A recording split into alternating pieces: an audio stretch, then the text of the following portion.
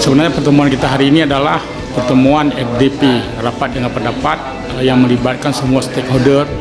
mulai dari Camat Kota Banda Aceh, Ketua DPMG, Kadis Dukcapil, asisten, dan juga Tapem,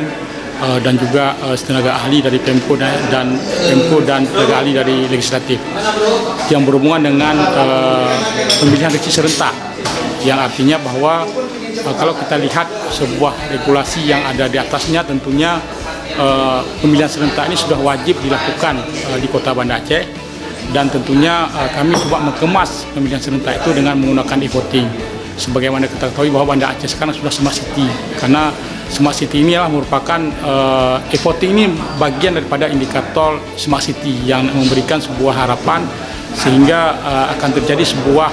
pemilihan gesi serentak dengan menggunakan e-voting yang itu memanfaatkan fasilitas elektronik yang saya pikir itu sangat akurat dan juga sangat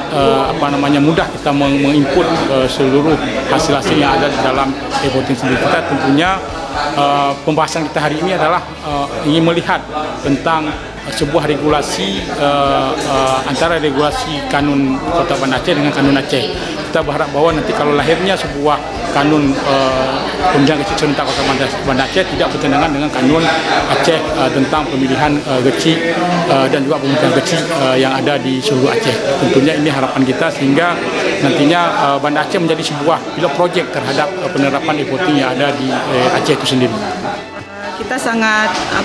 apresiasi dan sangat mendukung apabila nanti terwujud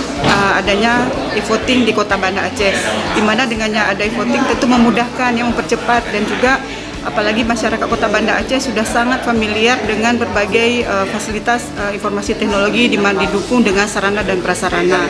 Tentunya e-voting ini tentu disesuaikan dengan regulasi-regulasi yang ada, apakah itu dengan pemerintah pusat maupun UPA. Dan kita dari pemerintah Kota Banda Aceh, terutama dari data kependudukan yang ada,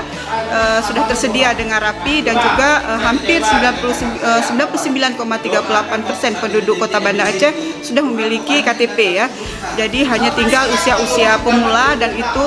kita akan terus melakukan jemput bola ke kampung-kampung di mana anak-anak kita yang belum ataupun warga kota yang belum memiliki KTP segera merekam KTP, di mana nanti pada saat e-voting itu harus ada KTP, masyarakat semua ada KTP, dan mudah-mudahan sistem database yang ada di Dukcapil itu sangat mendukung untuk bisa dilaksanakannya e-voting di Kota Banda Aceh. Dan e-voting ini kita harap sebuah inovasi unggulan untuk Kota Banda Aceh, dan juga ini tentu menambah daya saing Kota Banda Aceh, dan juga kita sangat bangga ya apabila e-voting ini terlaksana dengan baik. Terima kasih.